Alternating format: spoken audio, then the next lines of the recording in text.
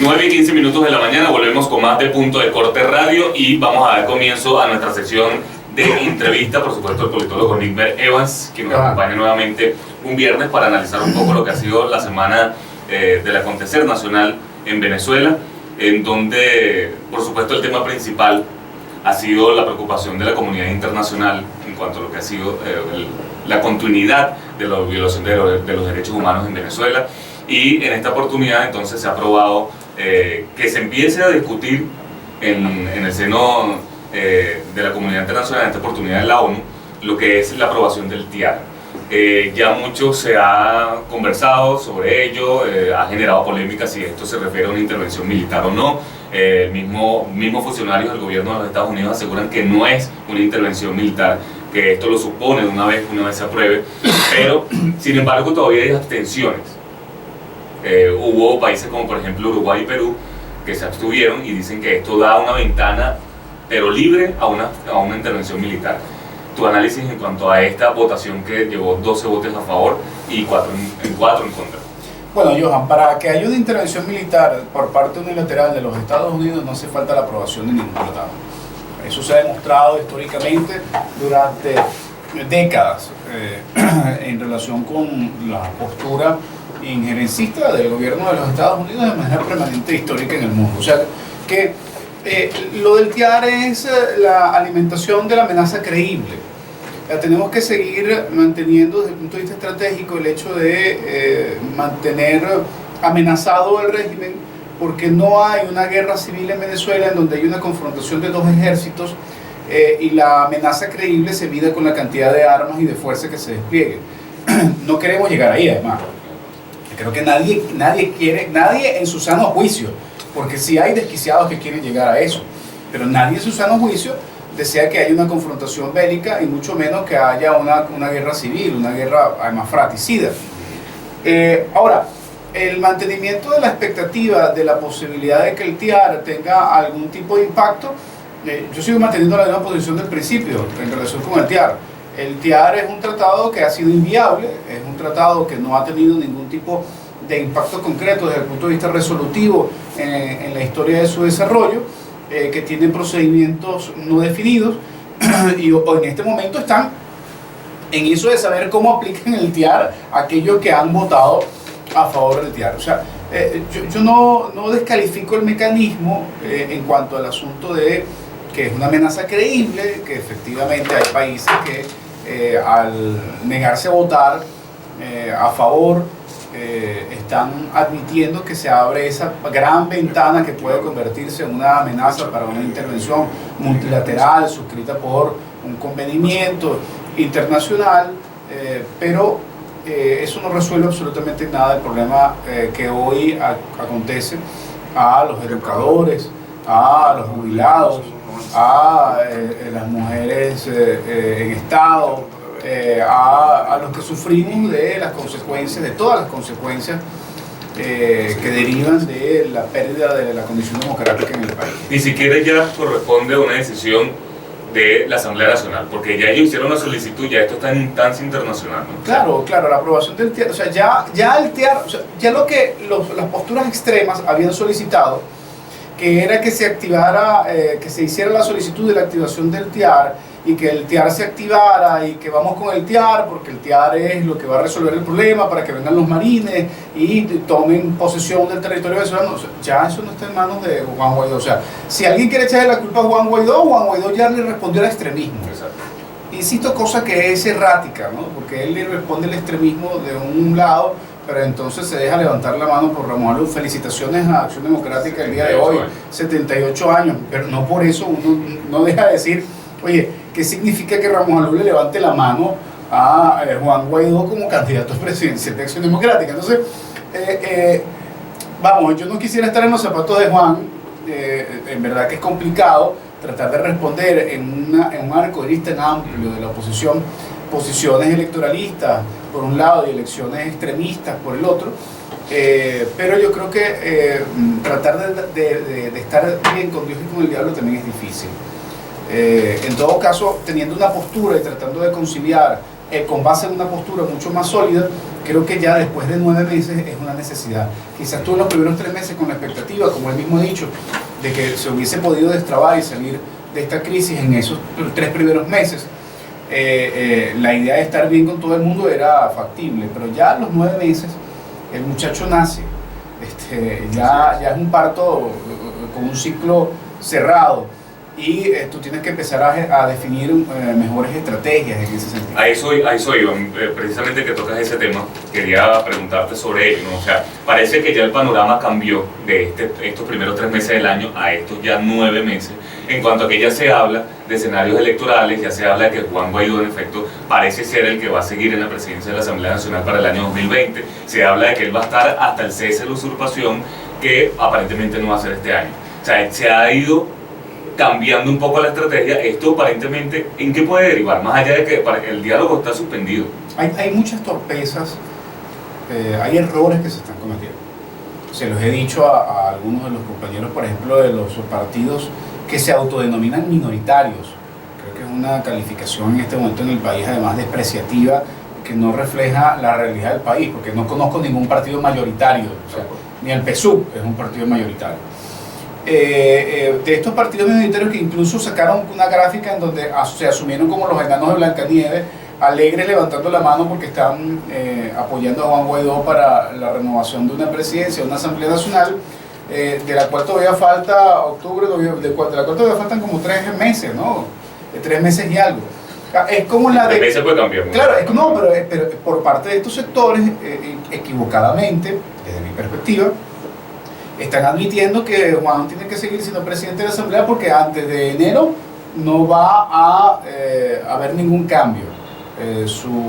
Lo que se ha asumido como una presidencia encargada, que pretende tomar las competencias del Ejecutivo en una transición, producto de un vacío de poder que se establece o que establece la Asamblea Nacional después de no reconocer los resultados electorales del 20 de mayo del 2018, pues termina ratificando que no va a haber durante estos próximos 3 meses algún cambio real que pueda permitir. Pueden ser que estén muy claros, ojo, pero el asunto es que tú políticamente no entregas la derrota de manera tan pública, además, que termine la guerra. Antes de que termine la guerra. O sea, bueno, no, nada, vamos a tener que mantenerte ahí porque esto es para largo y cosa que no se decía en los primeros 3 o 4 meses en donde se sentía que el destrabe iba a ser inmediato. Sin embargo, el viernes pasado me comentaste que es la mejor decisión, ¿no? De que Juan Guaidó, que ya tiene ese liderazgo consolidado, continúe en la presidencia. Pero por supuesto, y eso tiene que ser un proceso, además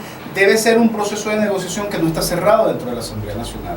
O sea, hay organizaciones políticas dentro de la Asamblea Nacional a las cuales no se le ha hecho una consulta de manera directa. Esto fue denunciado por algunos voceros, como por ejemplo la bancada del 16 de julio, pero también hay otras organizaciones, por ejemplo el Movimiento por la Democracia e Inclusión tampoco ha sido consultado. O sea, son algunas organizaciones que no forman parte de ese G15 que deriva de la Mesa de la Unidad Democrática que suscribió ese documento, un G15 que ahora es un G7, G8, con algunos otros incorporados partidos regionales, y que lanzan este comunicado. Se respeta absolutamente la postura de los compañeros, pero creo que es una jugada adelantada, torpe desde el punto de vista del tablero de ajedrez en cuanto a la movilización de las piezas. Creo que un procedimiento como este es absolutamente pertinente en los primeros días de diciembre, finales de octubre, incluso ya es un poco de noviembre, es un poco acelerado, pero ya está mucho más cerca. Digo, en relación con el ánimo y con la expectativa que se le debe brindar a la gente, porque lo que sí creo, Johan, y que es estratégico para quienes nos están escuchando, es que eso es una acción que entorpece la posibilidad de la reactivación de la gente en la calle a pocas horas de iniciarse el ciclo de la escolar, y que está empezando entonces a generarse una nueva ola de organización en el sector salud, en el sector de la educación, para salir con jornadas de protesta y de movilización que se enfriaron como consecuencia de un diálogo mal llevado nuevamente. Mucho se habla, la opinión popular, la opinión que tú también recoges a través de las redes sociales, es sobre una posible quema de su perfil político de Juan Guaidó, porque no se han cumplido algunos objetivos y que ya precisamente, como tú mencionas, ya van 9 meses de este cese de usurpación que nunca llega. Esto puede ser, esto ha pasado antes, esto es posible que le pase a Juan Guaidó, que en su segundo año de presidencia, posiblemente en la Asamblea Nacional, le suceda esto. Mira, hay un término en el análisis postelectoral de la ciencia política que es la luna de miel. La luna de miel dura 100 días en lo político, y después de los 100 días entonces ya el que está en ejercicio del poder de algún cargo tú empiezas a verlo, empiezas a generar expectativas que si no se cumplen empiezas a verlo feo, empiezas a verlo extraño, empiezas a cuestionar. Buscarle la quinta pata al gato. Eso es natural, o sea, eso es normal. El asunto es la habilidad que se tenga para mantener la esperanza, y en el caso venezolano es aún mucho más complejo, porque Juan Guaidó no solamente tiene que lidiar con aquellos que ejercen el poder de manera violenta y que están permanentemente presionando y cuestionando, y tienen toda una maquinaria de guerra comunicacional que todos los días está bombardeando en contra de un personaje que asumió un rol histórico importante en el momento de asumir la presidencia de la Asamblea Nacional, y después lo que hizo el 23 de enero en su juramentación.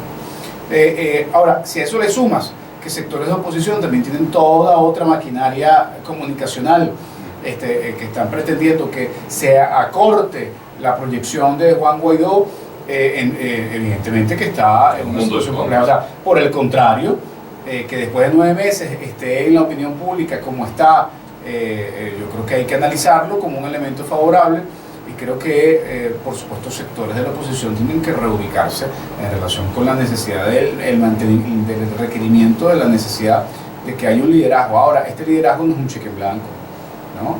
También Juan Guaidó debe entender que debe ser mucho más claro, mucho más transparente en relación con la estrategia, y debe entender cómo son las articulaciones y las alianzas, y no estarse prestando tampoco para estar alimentando el extremismo, que muy pocas veces le da un saldo positivo en sus consecuencias.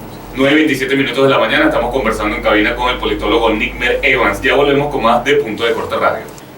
9:31 minutos de la mañana, volvemos con más de Punto de Corte Radio. Les recordamos nuestro teléfono móvil para recibir su mensajería de texto: 0414-543-5382, 0414-543-5382. Si tienen algún comentario, denuncia o pregunta al entrevistado que tenemos el día de hoy aquí, el politólogo Nigmer Evans. Nigmer, ayer Maduro informó que no iba a la convención de la Organización de Naciones Unidas, porque aquí en Venezuela él está más seguro y tranquilo. ¿Es así? Maduro se chorreó. Eso en criollo. En realidad está más seguro que Venezuela. En cualquier comunidad de nuestro país, un personaje como Maduro, que se la tira de malote, ¿no? Y de arrojado, cuando hace una acción como esta, se le dice que está chorreado. ¿No era mejor que él fuera el mismo a presentar los 13 millones de firmas? No, corre muchísimo riesgo. Eso no es mentira, él está consciente. Recuerda que en torno a él hay todo un equipo de gente que evalúa condiciones de seguridad, condiciones de riesgo. Están los cubanos detrás de él evaluando cada una de las acciones, y por supuesto que cada vez más, con toda la serie de sanciones que tiene en el contexto internacional, una salida de alguien que es considerado por el informe de Bachelet como un dictador. No lo estoy señalando para no comprometer a la emisora en relación con la utilización de este término, pero me estoy refiriendo a un estudio específico de Bachelet. Pero ¿cuál es el riesgo real? Porque incluso en la ONU pudimos ver hasta Fidel Castro en su momento. Claro, hay unas condiciones de excepcionalidad en el momento en que se desarrolla las asambleas de las Naciones Unidas, pero el riesgo es que se pueden cometer errores en el procedimiento, se pueden cometer errores en su movilización. El riesgo que él hace, pues, es generar al exponer al equipo que va con él, y además porque no sabemos cuál puede ser la reacción. O sea, una cosa es el nivel de seguridad que se genera como especie de una isla o amnistía para que él pueda asistir a la asamblea, y otra cosa es lo que puede generar las comunidades de protestas y de movilización que pueden estar existiendo en los Estados Unidos. Entonces, bueno, ¿qué tanto ha cambiado eso? Porque él fue, no recuerdo si la última vez, no recuerdo si fue el año pasado, pero nosotros lo vimos en la... Claro, él permanentemente trata de mostrar o tener la apariencia de tener la libertad de moverse en el mundo occidental y democrático sin ningún tipo de inconveniente. Pero seguramente te digo que el cúmulo de señalamientos que tiene hasta este momento y las solicitudes a nivel internacional que tienen partes de su equipo, incluso vinculados al narcotráfico desde el punto de vista del señalamiento de la búsqueda internacional, como es el caso de Tarek El Aissami, y que sigue siendo de un alto cargo de su gobierno, puede generar acciones que son imprevistas en el momento de la movilización de él o de estar movilizándose hacia territorios extranjeros. Sin duda alguna que él se tiene que sentir mucho más seguro en su paranato, en el control de su territorio, porque ellos ejercen a la fuerza el control de este territorio para poder maniobrar. Claro, a ver, Nicolás Maduro no puede salir caminando en ninguna parte solo, no puede asomarse en ninguna parte, no puede aparecerse de sorpresa en ninguna parte, pero aquí tiene todo el sistema de seguridad necesario y de control para poder reprimir, para poder generar las condiciones de desplazamiento que necesite. Por lo tanto, a ver, creo que de parte de su equipo la mejor sugerencia, a ver, el error está en haber dicho que iba. Exacto. Ahí es donde está el error. O sea, porque cuando uno dice que se chorreó, que reculó, es porque él dijo que iba a ir. Y tener que retirar su afirmación utilizando una excusa o excusas tan balurdas como la que utilizó, bueno, lo que lo deja es muy mal parado en relación al equipo que le dijo que tenía que ir y él el que asumiera que iba a ir. El que hizo bien fue el que le dijo que no fuera, ¿no? Porque como ya hemos dicho, las condiciones que están dadas en el contexto internacional no son convenientes. Esta semana precisamente hubo dos anuncios por parte de Nicolás Maduro que a todos nos dejaron un poco confundidos. Primero, no sabemos qué significa la alerta naranja. Y segundo, no sabemos a qué se refirió él cuando comentó que entrega al Consejo de Defensa de la Nación la conducción colectiva para enfrentar la amenaza de ataque. ¿Qué significa entregar la conducción colectiva a un Consejo de Defensa? Mira, en relación con esta alerta naranja, lo primero es que a partir de los procedimientos que uno medianamente conoce desde el punto de vista de él, las medidas de seguridad, tú no puedes llegar a una alerta naranja si no has pasado por una alerta amarilla. Entonces todos estos códigos, ¿no? Especialmente si no estás en una confrontación bélica real. Tú puedes llegar a un código rojo de manera inmediata, pero no haces una transición sin haber cumplido la primera etapa. Pero lo segundo es que tú decretas una alerta naranja y entonces después le dices al Consejo de Seguridad, a la instancia instalada, que tome medidas. A ver, tú para llegar a la posibilidad de la evaluación de una situación y la declaración de una alerta de la que se tome, tú primero tienes que hacer esa consulta colectiva. Claro. Así lo establece la Constitución. Incluso Tibisay Lucena estuvo presente. Claro. Que tenía tiempo sin aparecer. Parece que su salud ha mejorado, gracias a Dios. Esperemos que sea así. Lo que lamentamos es su gestión, pero su salud ojalá siga mejorando. En todo caso, hay toda una serie de irregularidades. Quizás alguno de los asesores de seguridad le dijo: oye, es que tú prácticamente decretaste un conflicto bélico por la necesidad del mantenimiento de la movilización de la fibra nacionalista en el territorio, porque se le estaba yendo de las manos, como permanentemente se les va la situación del país, pero para poder generar mayor control y tener un enemigo creíble con el cual sostener sus propias filas, que cada vez van más en desbandada, pues aceleró un proceso en el que ellos tratan de montar las formas, pero al final no les cuesta nada hacer exactamente lo que hicieron. Decretan una alerta naranja, movilizan una tropa y después dicen: bueno, y estos son los señores que se van a encargar colectivamente de revisar lo que ya yo decidí. Bueno, esa es la característica fundamental del autoritarismo. Es otro el término, lo que pasa es que no podemos decirlo. Bueno, precisamente sobre este movimiento bélico, como bien lo mencionas, Estados Unidos se pronunció y también exhorta a la activación del TIAR por este movimiento bélico que hace Nicolás Maduro en la frontera, y que Colombia también ha movilizado sus tropas a la frontera de alguna forma en alerta, ¿no? Hay otro pronunciamiento que quisiera consultarte, qué análisis se le puede dar a ello, y fue unas declaraciones de Diosdado Cabello esta semana, que se dirigió precisamente a Estados Unidos, a Donald Trump, exhortándolo que hable con ellos. Pero semanas atrás, hace un par de semanas, él había dicho que él hablaba con los dueños del circo y no con los payasos, que él en efecto aparentemente estaba hablando ya con Estados Unidos hace algunos meses. Entonces, sí, en verdad que contrastan, ¿no? No, contrastan no, son contradicciones desde el punto de vista del discurso que ponen en evidencia que hay una ausencia absoluta de comunicación efectiva en relación con los dos mandos aparentes que existen dentro del chavimadurismo, que es Maduro y Diosdado. A Estados Unidos le interesaría, por ejemplo, hablar con alguien como Diosdado. Bueno, pero es que además fue público y fueron los voceros de los Estados Unidos los que develaron que había unas conversaciones directas con Diosdado Cabello. Diosdado Cabello fue el que no afirmó ni negó, sino que simplemente titubeó, hizo esta afirmación que tú acabas de decir, y bueno, si yo tengo que hablar con alguien. Después salió Nicolás Maduro diciendo que sí, que había mandado a hablar, pero como unas horas después un poco perdido, como haciendo sentir que bueno, que yo no sabía nada, pero no importa, si están hablando, tengo que asumir que es una cosa, públicamente tengo que asumir que es que yo lo mandé.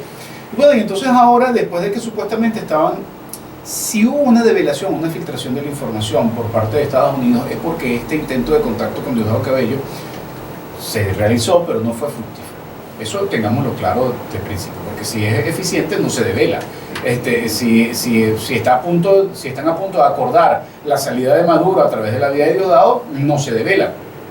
Ahora, que nuevamente este señor, el trucutru de la televisión venezolana, haya salido con la necesidad de establecer comunicación con el gobierno de Trump, es porque él mismo hizo una ruptura del diálogo que ya fue público, y bueno, y parece que como que ahora sí Nicolás Maduro lo mandó a que estableciera nuevamente las comunicaciones, porque es que hay una desesperación general. Pero él es el único que pudiera estar en esas conversaciones, no, o que otro funcionario pudieran. Recuerda que hay ahora una situación de diálogo, hay un manejo de escenario de diálogos muy particular.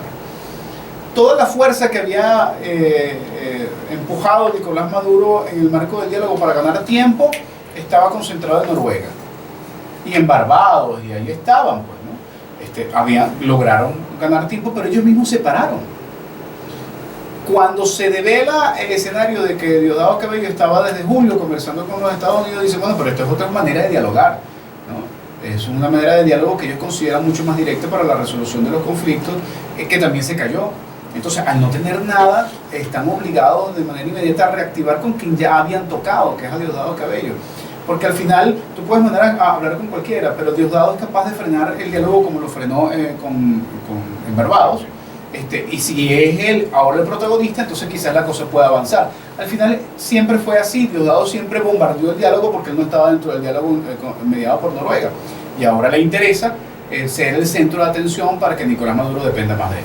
9:42 de la mañana, debemos ir a otra pausa comercial. Les recuerdo rápidamente el número de teléfono para la mensajería de texto: 0414-543-5382. Ya volvemos con más de Punto de Corte Radio. 9:45 de la mañana, volvemos con más de Punto de Corte Radio. Les repito rápidamente el número de teléfono para su mensajería de texto: 0414-543-5382, y nuestras redes sociales: @punto_de_corte en Twitter, Punto de Corte en Instagram y Punto de Corte en nuestro canal de YouTube, en donde estamos también transmitiendo en vivo a esta hora. Estamos aún en cabina con el politólogo Nigmer Evans. Por último, quisiera consultarte sobre esta suspensión temporal del diálogo, al menos en la instancia de Barbados. También hubo un pronunciamiento en cuanto a ello, si mal no recuerdo fue el día de ayer. El diputado Stalin González, segundo vicepresidente de la Asamblea Nacional, quien aseguró que el peor escenario en la negociación es que haya un acuerdo y no estemos preparados para ir a una elección. ¿Es posible esto, de que haya un acuerdo y que realmente la oposición no esté? ¿No es un poco contradictorio también eso? Si hay un acuerdo es porque, bueno, hubo una preparación también. Sí, claro, lo que pasa es que en la oposición eso es posible. A pesar de que al final yo suscribo totalmente la postura que asumimos colectivamente en relación con las elecciones del 20 de mayo, yo creo que la forma en que se hizo el 20 de mayo del 2018 fue errática.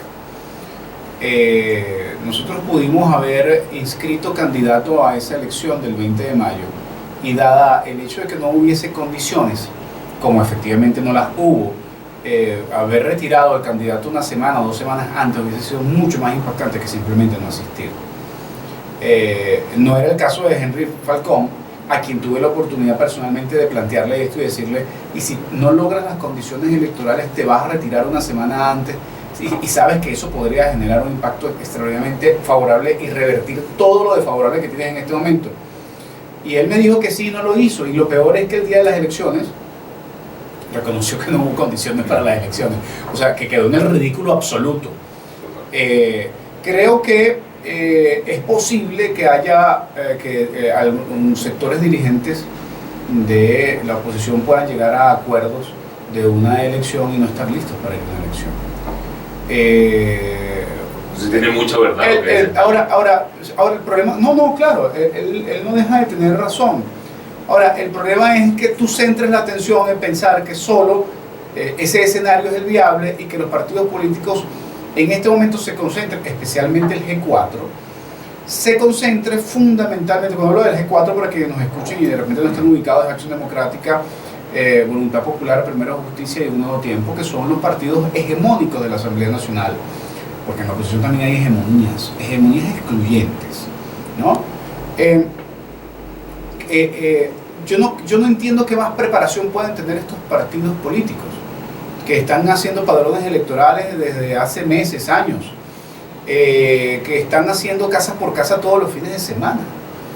Deberían tener ya, ellos deberían estar listos. O sea, lo que no comprendo es cuál es la exigencia de seguir estando listos desde el punto de vista electoral, sin o perdiendo la perspectiva de que la única manera de poder llegar a unas elecciones transparentes en este país es con presión social, para que esa presión social en conjunto con la articulación de la presión internacional y la definición de una acción contundente que permita destrabar el juego en Venezuela sea conducida para lograr ese objetivo. Cuando tú distraes electoralmente a la gente, paralizas la movilización de la protesta de la gente en la calle, que es tu única y verdadera carta de negociación ante quienes hacen ejercicio autoritario del poder. Nickber, aparentemente lo único seguro actualmente en el escenario político social en Venezuela son unas elecciones parlamentarias, que ya la ha anunciado Maduro, la ha anunciado Diosdado Cabello, que va a ser en el año 2020, porque corresponden además, que lo único es que pudieran adelantarse un poco en cuanto a los meses.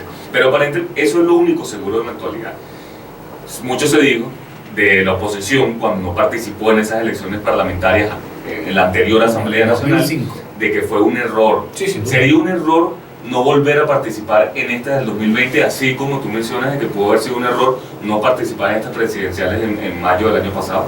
No, ya los contextos han cambiado demasiado. No sería un error. O sea, entonces, si en el 2005 fue un absoluto error no haber participado electoralmente en las elecciones de la Asamblea Nacional, en unas condiciones profundamente autoritarias, pero no antidemocráticas. Sí, en el 2018 la estrategia pudo haber sido mucho más afinada y tú pudiste haber inscrito para haberte retirado, para develar internacionalmente las circunstancias y haber demostrado la capacidad de unificación de la oposición en torno a una candidatura. El problema real del 20 de mayo del 2018 es que no tenían capacidad de ponerse de acuerdo con un candidato para poder hacer esta jugada. Esa es la realidad, ¿no? Si no hubo capacidad para poderlo hacer, y la gente además muy sabiamente, así tú hubieses puesto un candidato, y hubiese llegado, y toda la oposición se hubiese puesto de acuerdo y hubiese llegado hasta el final, cosa que hubiese sido un error porque no hubo condiciones electorales, la gente igual no iba a ir a votar. O sea, porque la gente no, el 80% del venezolano no le hace caso a línea partidista, simplemente le hace caso a su conciencia. Y ya el sistema electoral venezolano no es creíble. Nadie en su sano juicio va a ir a votar con un sistema electoral que sabemos muy bien que está absolutamente cooptado, especialmente después de todo lo que hemos vivido con el sistema electoral que implementaron para la Asamblea Nacional Constituyente. O sea, después de ese desquicie, después de esa marramucia, de adefesio electoral, la gente simplemente ya tiene borrada la opción electoral en su mente, la mayoría de la gente. Ahora, en un contexto actual, ir a cualquier elección con el mismo CNE, con Maduro en el poder, con el mismo sistema y el proceso electoral, y sin poder inscribir a los partidos políticos para poder participar, y teniendo a un poco de partidos proscritos y un poco de candidatos o posibles candidatos en el exilio, en el destierro o presos, es aún peor. O sea, es una locura absoluta. O sea, si en algún momento la abstención pudo haberse revisado como medida, hoy lamentablemente el problema no es la abstención, el problema es que las condiciones no existen, y cualquier llamado de la oposición a participar en unas elecciones que sean convocadas por el régimen conducido por Maduro, bajo las condiciones que ellos establecen, especialmente sobre unas elecciones como la Asamblea Nacional, que serían unas elecciones anticipadas, que cercenarían la posibilidad de la autonomía del único poder en este momento que tiene legitimidad en el país, pues sería, es verdad que un suicidio. No sería o recordando el aniversario de Acción Democrática y de la casa en donde se va a hacer hoy el aniversario de Acción Democrática, sería un autosuicidio, según Fernández Pérez. ¿No sería precisamente perder esa única ventana de poder legítimo, ya que entonces tendrían precisamente el Ejecutivo, tendría una Asamblea Nacional Constituyente y tendría una Asamblea Nacional, porque la oposición no participaría, ¿no? Claro, el problema es, lo comentábamos ahorita entre un segmento y el otro, el problema es tratar de pensar a esto que hoy vivimos en Venezuela desde el punto de vista de unas instancias de poder o de legitimidad, desde una institucionalidad y un Estado de Derecho que no existe. O sea, al juzgar democráticamente a quien no lo es un error. O sea, pensar que ellos se van a preocupar por las formas o por el mantenimiento de... ¿Cuál es el centro fundamental de atención de un régimen autoritario que empiece por D, que no podemos decir en este programa porque hay censura, y hay autocensura también en relación con la utilización de términos, pero el elemento fundamental del establecimiento conceptual de una condición no democrática, autoritaria, es que los poderes no sean autónomos. Y en Venezuela los poderes no son autónomos. O sea, no hay autonomía de poderes, hay pérdida del Estado de Derecho, hay pérdida de la institucionalidad. Al perder la institucionalidad, por más que tú trates de encajar la lógica en que el Ejecutivo tiene que consultar al Legislativo y entonces hay un poder, ahora hay un poder para la reforma de la Constitución, que es una cosa eterna, que sabemos muy bien que ha sido utilizada simplemente para poder eliminar a la Asamblea Nacional. Cuando pensamos en ese esquema, vamos a encontrarnos con que sería un error no participar.